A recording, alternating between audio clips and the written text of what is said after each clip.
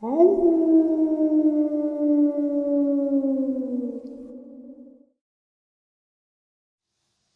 and salutations, everyone. I hope everyone is still doing well, and welcome to today's bonus upload. Before we jump into it, a couple quick links.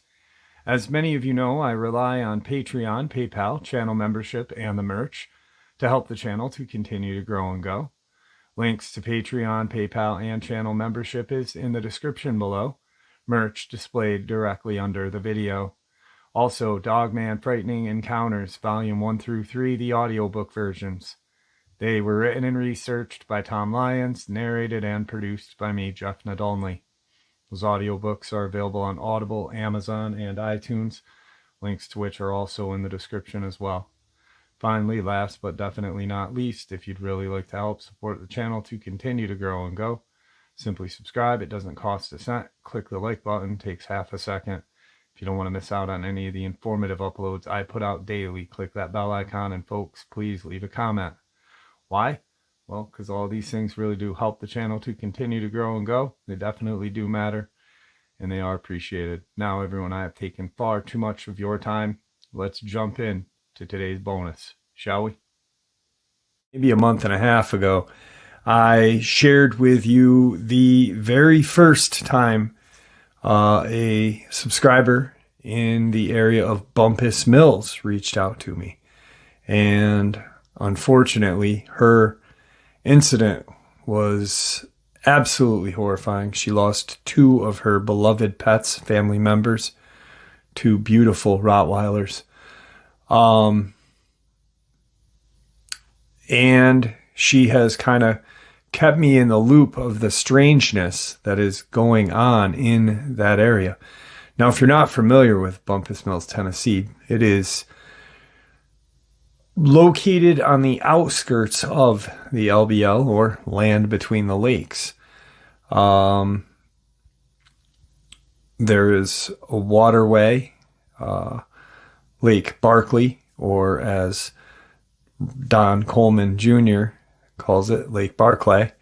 And that's where I get it from. Sometimes I say that. That leads into the L.B.L. And her brother-in-law is a local gunsmith in the area, and has a small, little gun store where he sells firearms. Not a big store, but just a small store. And because of him and Sharon, they escaped with their lives. Well, there had been a lot of other weird things happening. There was the believed dogman that had killed her beloved Rottweilers, was found dead in a clearing just on the inside area of Bumpus Mills. I guess these contract type people came in. Definitely not your everyday run-of-the-mill military. They were not in uniform. These guys were just wearing low, like just regular jeans, flannels, baseball caps. But they were in some very expensive black SUVs. Excuse me. I've only spoken to Sharon about this matter. Today, around 6:30, I get a text from her, and she says, "Can I share your number with my brother-in-law? He'd like to talk to you." I said, "Absolutely." I was working on last night's second half, which was an amazing upload. And I said, give me a half hour, please. And roughly 45 minutes later, I get a phone call. And he shared with me a very, very terrifying experience. And the reason why it is any experience when you are very close to one of these creatures is terrifying. Actually, any experience, just a sighting, But when you see more than one, more than two, more than three, it gets a little, it ups the ante, if you know what I mean. And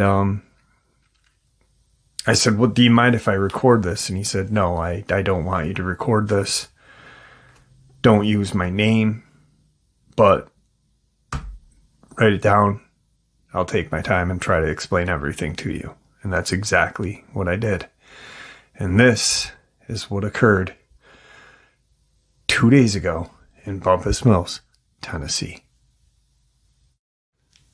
So a couple of days ago, these 3 local teenage boys, late teen, early 20s boys, were going to their local fishing hole. Now, to get to that local fishing hole, you have to park at Knott Cemetery. And there's a kind of trail that brings you to Lake Barkley. Now, Knott Cemetery is off of Antioch Road. Then you hit Knott Cemetery Road. And the trail to Lake Barkley from the cemetery, from the area where they parked, is roughly 1,500 feet. So just shy of a quarter of a mile. They get out of their car, park, and they notice large prints on the ground. And one of the kids puts his hand above these kind of paw prints in the dirt. And it is almost double the size of his hand. Now, these guys have grown up here. One of them is they're all avid fishermen, for fun, obviously, but one is an avid hunter. His dad is, pretty much lives and breathes hunting. Goes out of state to hunt. Pays a lot of money to hunt. One of these kids is pretty wealthy.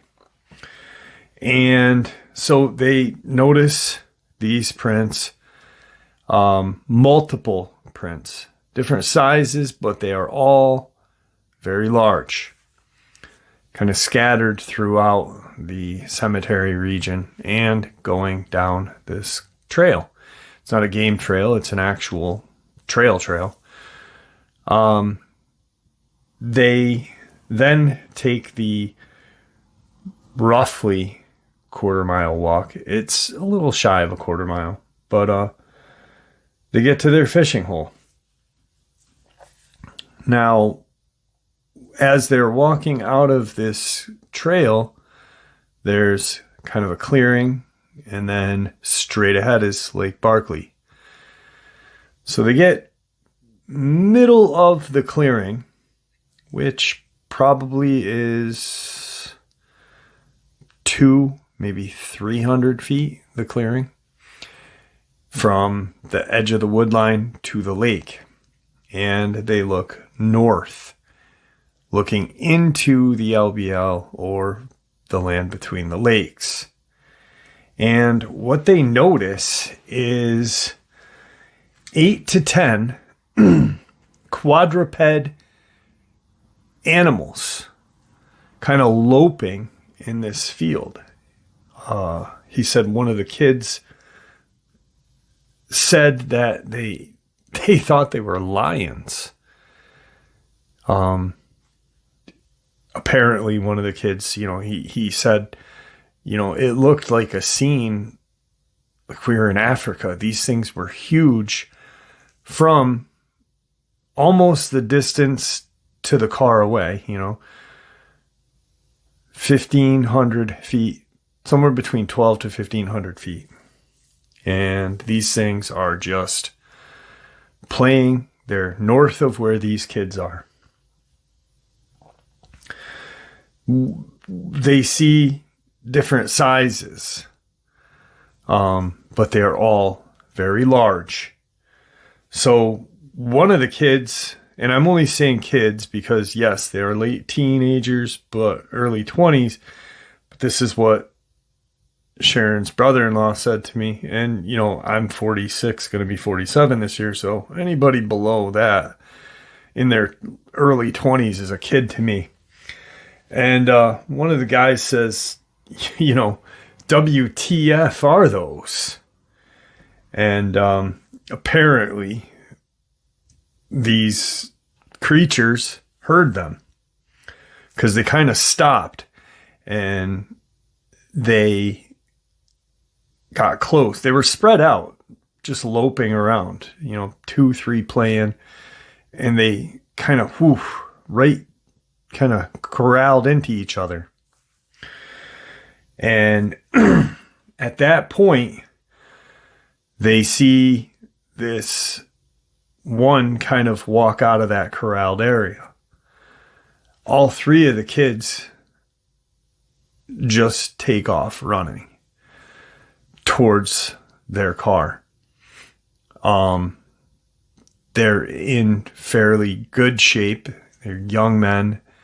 They're, the way he explained it, they're your average teenager. Played sports in high school, probably didn't smoke cigarettes. So they're in fairly good shape, and they take off running back toward their car. This creature that they spot starts to run towards them. Mind you, this creature, to get to where they are, has to run 12 to 1,500 feet. And then the kids are running that amount, about that distance to their car to get back to the cemetery to get into their car and head out. So this creature has to run double of what these kids are running. Now, as they're running down this trail, one of them, you know, they're cursing, yelling, what the heck is going, you know, what are these things? Why are there lions in America? That was one of the most keyed in things this guy kept saying to me, is these 3 kids, for the first couple of minutes of this experience, because this experience did not last very long. So they're quite certain that they are getting chased by some sort of African lion. And they get to the cemetery, and they have their gear in their hand. They have their fishing rods, their tackle. They drop their stuff to get into the car very quickly. They're not worried about their fishing gear. They're in a fairly new mid-sized car. Not an SUV, but a car. And when this creature catches up to them and they are in the process of taking off, they all look, and there was seconds, maybe 30 seconds to a minute. That's how fast this thing was. It ran double the amount of area these young men ran, and was still pretty much on top of them. They're in their car, and they said the description that the one guy, the kid, said to Sharon's brother-in-law is that the creature's top of the head was almost to the top of their window.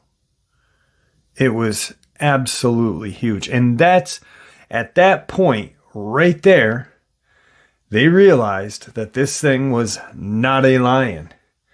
What they saw was these hellish red eyes.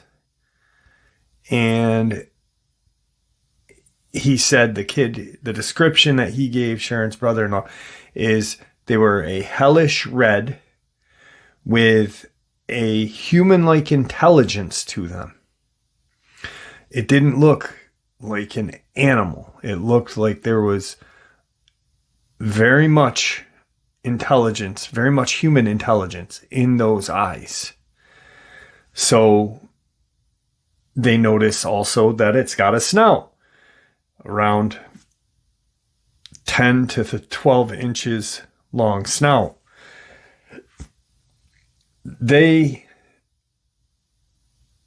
punch it out of there because now this is freaking them more out. At first they thought this thing was a lion. I mean, they're already messed up and mentally having a heart attack because they're now thinking that there are lions just outside of their hometown and just outside of the land between the lakes until it's right there. And then they realize that this myth that they heard of these creatures that lurk in the L.B.L. is real, very much so. They punch it down the not cemetery road, and it is running quadruped next to the car. He didn't tell me how fast they were going, but it was running right aside of their car. And it would look at them and look back at the road, look at them, look straight ahead. As they pull out onto Antioch Road,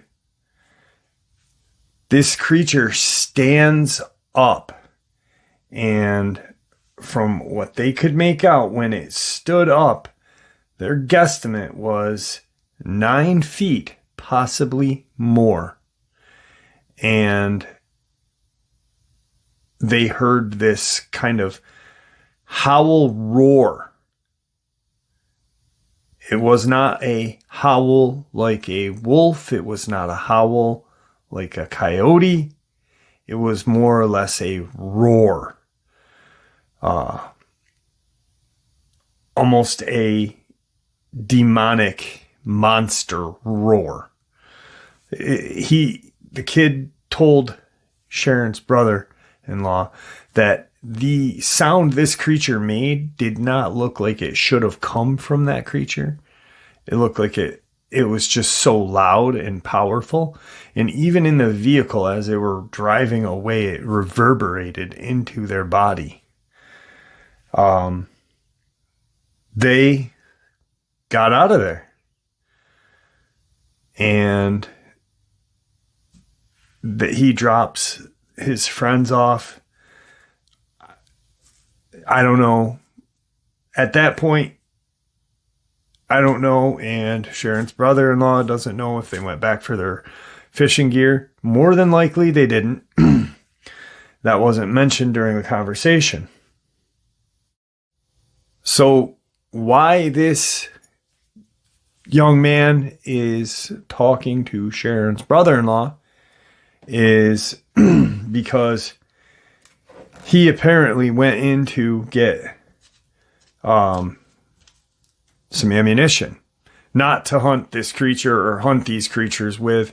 He strictly usually has a Taurus Judge, which is chambered in 45, 410. It can shoot both rounds.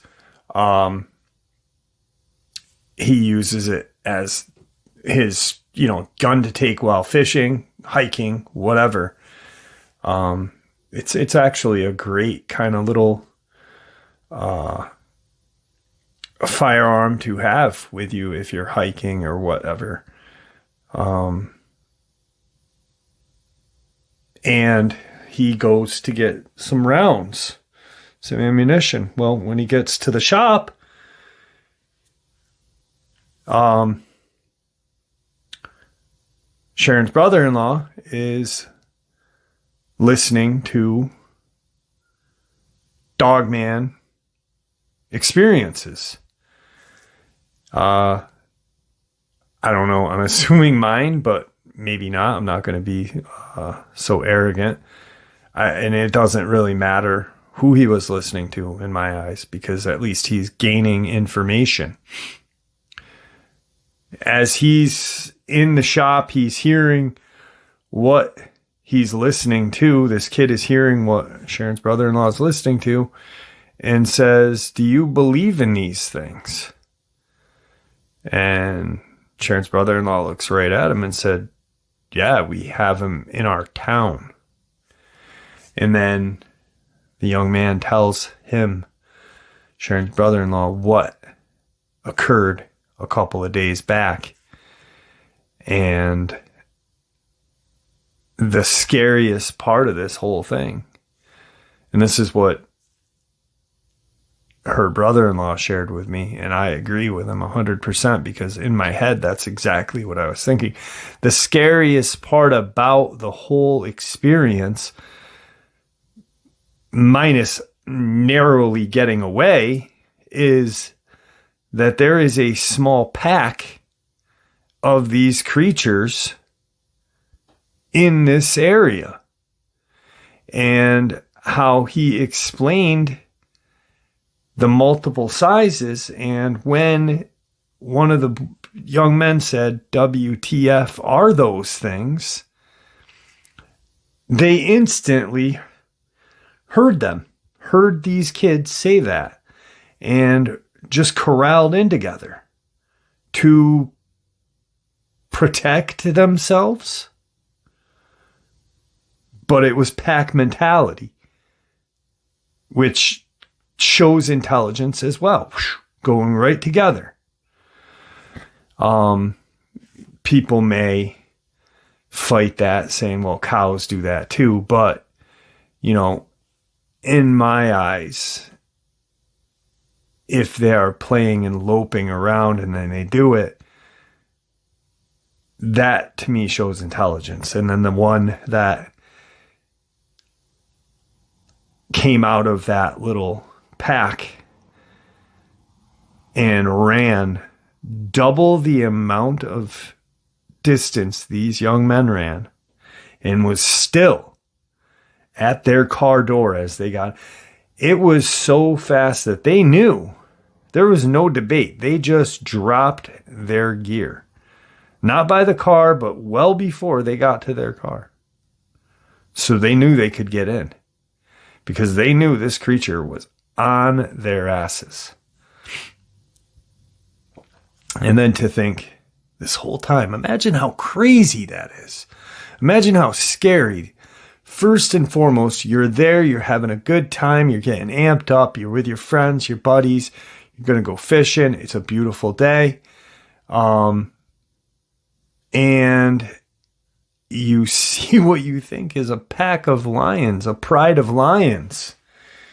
Instead, at the end of all of this, you then realize that the Dogman and all of the lore and myth that you've heard surrounding the land between the lakes / L.B.L.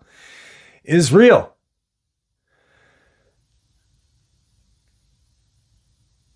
It just,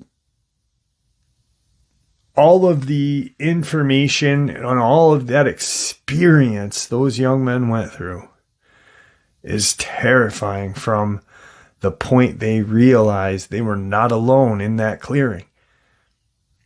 Imagine if they hadn't looked. Imagine if they looked straight ahead instead of looking north into Lake Barkley.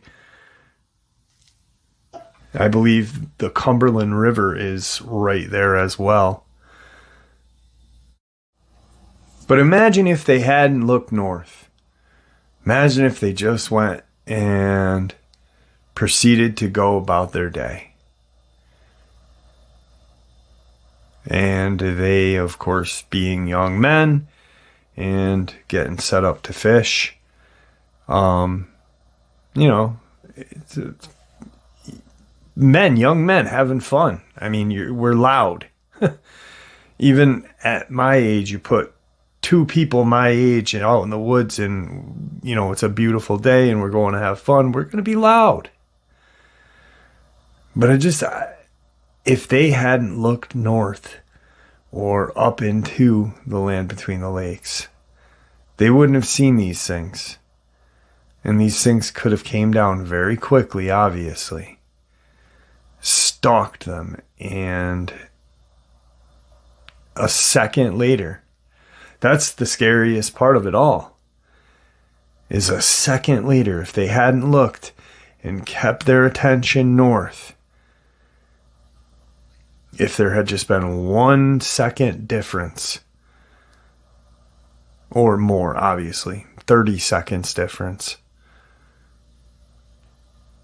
that experience wouldn't even be getting shared right now. But for some reason, they felt they needed to look up north, needed to look up into the L.B.L. It's the rationalization of all this stuff that must be sitting in this young man's brain right now is incredible. I told Sharon's brother-in-law to, you know, share my number with them if they'd like, or this young man if he'd like to talk to me. Not even do an interview, if he'd just like to talk, to, you know, get it off his chest. But, you know, you've got something that you think is a pride of lions, and it runs double the speed you do in a dead takeoff. And then you realize that the stories, the monster stories you heard as a young child growing up in the area is now true. That these creatures roam the forests of America. Not only the whole country, but the area where you live.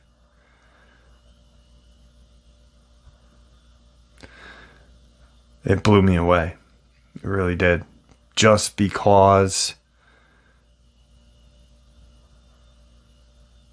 the narrowly getting away, you know, I've stated it a million times. Be hyper vigilant of your surroundings. But to have all this stuff on your plate at such a, you know, couple years older than me when I had my first encounter. But to first think, these are lions. What are lions doing? We need to get out of here. What are those? And then you watch the intelligence, and then as you're in your vehicle, this thing looks into your car, virtually eye to eye. Because if the top part of its head is even with the top part of the window, where do you think its eyes are? The eyes are looking right into the driver's eyes. And at the end of Not Cemetery Road, that monster stands up and you realize that that was not just some kind of wolf or whatever.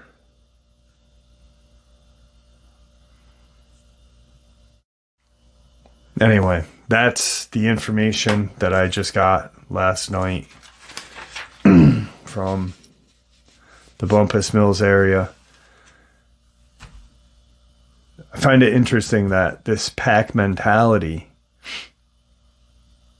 not only while hunting, but they are using it while playing or whatever they were doing. Maybe they were teaching their young, who knows? I also find it interesting, and I do not believe in coincidences, but I find it interesting that just so happens that there's a cemetery right there. There is a water system and a cemetery right within the general vicinity these creatures were at.